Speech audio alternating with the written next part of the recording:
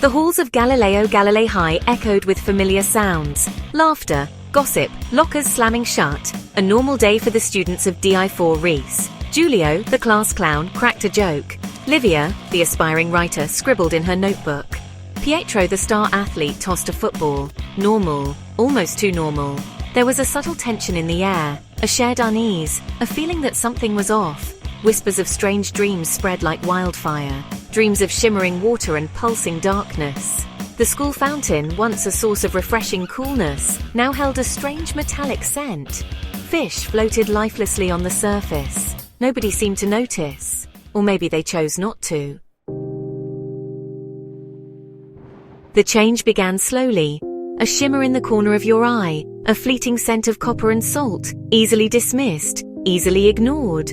Julio's jokes became crueler, his laughter tinged with a disturbing edge. He drew strange symbols on his desk, symbols that seemed to writhe and pulse. Livia's writing took on a dark and frantic tone. Her words, once filled with youthful optimism, now dripped with fear and paranoia.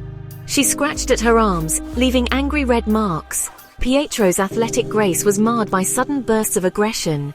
His eyes, once warm and friendly, now burned with a cold fire. He was faster, stronger, but at what cost? The whispers in the water grew louder. The mutagen, carried by the whispers, seeped into their very being. It twisted their DNA, reshaping them from the inside out. Their humanity began to unravel. Julio's skin took on a sickly green pallor. His once bright eyes were now cold and reptilian. Sharp, jagged teeth protruded from his mouth. He didn't just tell cruel jokes, he lived them. Livia's fingers elongated, her nails hardening into razor-sharp claws. Her once beautiful hair fell out in clumps, replaced by a network of pulsating veins. She wrote with feverish intensity, her words a terrifying glimpse into the mutated world she now perceived.